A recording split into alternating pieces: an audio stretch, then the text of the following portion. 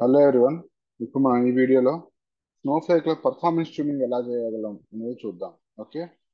So tuning అంటే మనం Snowflake లో ట్యూనింగ్ అంటే ఏంటంటే మనకి కాస్ట్ ఎఫెక్టివ్ గా ఉండేలాగా అండ్ మనకి తక్కువ కాస్ట్ పడేలాగా ఏమేమి చేంజెస్ చేయగలుగుతాం స్నోఫ్లేక్ లో అనేది చూద్దాం.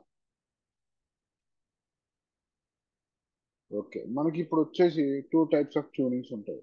ఒకటి క్వెరీ ట్యూనింగ్ ఉంటుంది, ఇంకోటి వేరోస్ ట్యూనింగ్ ఉంటుంది. క్వెరీ ట్యూనింగ్ అంటే క్వెరీ ట్యూనింగ్ లో మనం ఇచ్చే క్వెరీస్ నే మనం ఆప్టిమైజ్ చేసుకుంటాం అన్నమాట. ఫర్ ఎగ్జాంపుల్ మనం ఇప్పుడు ఒక టేబుల్ నుంచి డేటా తీస్తున్నాం.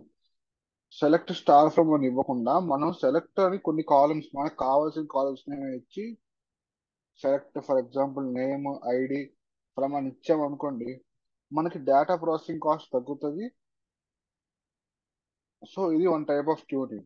ఇంకో టైప్ ఆఫ్ ట్యూనింగ్ ఏంటంటే అగ్రిగేషన్స్ వాడినప్పుడు మనం అగ్రిగేషన్స్ కి ఒక వ్యూ టేబుల్ క్రియేట్ చేస్తే అదొక టైప్ ఆఫ్ ట్యూనింగ్. ఇలా చాలా టైప్స్ ఆఫ్ ట్యూనింగ్స్ ఉంటాయి.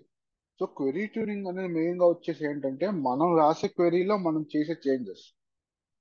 మనం రాసే క్వెరీలో తక్కువ పెర్ఫార్మెన్స్ మంచిగా ఉండాలి, ప్రాసెసింగ్ కి తక్కువ డేటా తీసుకోవాలి అని మనం చేసే చేంజెస్ క్వెరీ ట్యూనింగ్.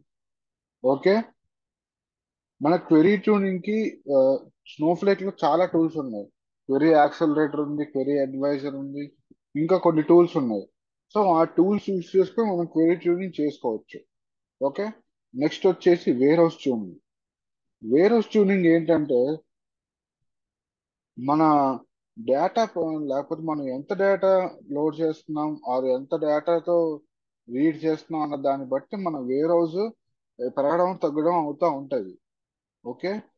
మనకు కావాల్సినంత డేటాకి కావాల్సినంత వేర్ హౌసే, కావాల్సిన సైజ్ ఉన్న వేర్ హౌసే వాడాలి మనం.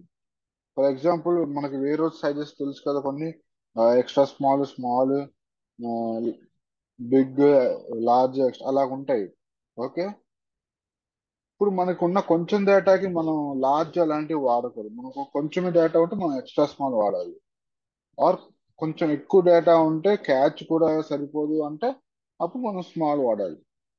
ఇలాగ మనం వేర్ హౌస్ చూస్ చేసుకుని సరైంది చేయడమే వేర్ హౌస్ ట్యూనింగ్. ఓకే. మన వర్క్ లోడ్ కి తగ్గట్టు మనం వేర్ హౌస్ ని చూస్ చేసుకోవాలి.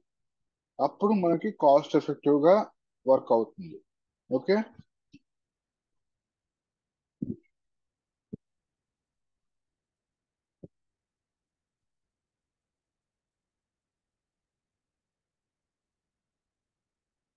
మనకి ట్యూనింగ్ కి ప్రస్తుతం ఉన్న టూల్స్ ఏంటంటే క్వెరీ యాక్సలరేటర్ అని ఒకటి ఉంటుంది.